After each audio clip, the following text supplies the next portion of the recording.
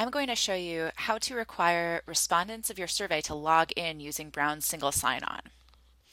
When they do this, you can also capture certain details like their email address, first name, and last name. Here's how. In your survey, click the Survey Flow option.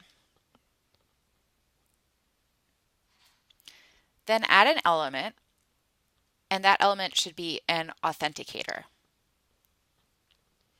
And we want to use single sign-on. The single sign-on type should be shibboleth.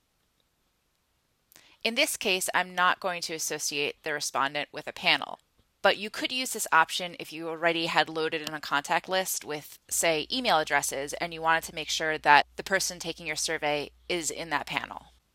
If I just left my settings like this, it would require login but not capture any information.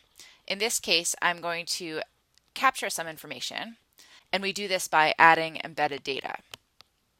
What this means is that I make up embedded data variable names, such as first name,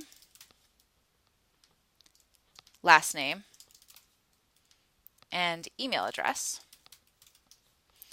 And I have to match these from values coming from our single sign-on system. These have names that are somewhat odd, so I'll show you what they are.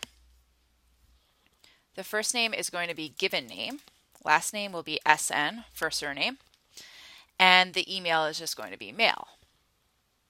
We're almost done here. The other thing I need to do is move my block underneath this authenticator element.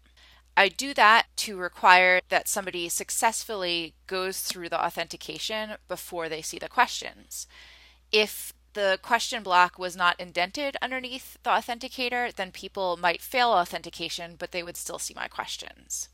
If I left the authenticator where it was to begin with, underneath this question block, they would finish the questions and then be asked to authenticate, which is confusing.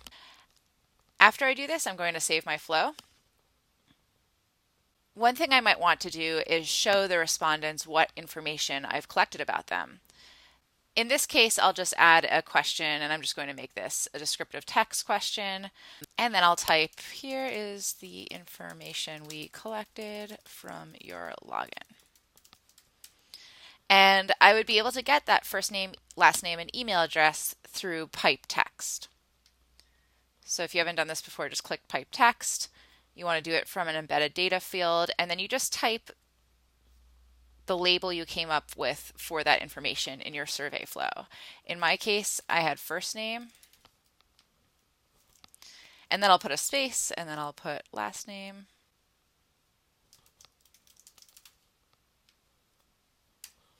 and then I'll maybe put email address on the next line.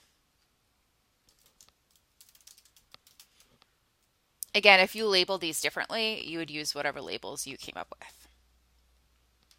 So this is still going to look funky when I'm editing my survey, but if I distribute my survey, I'll show you what that looks like.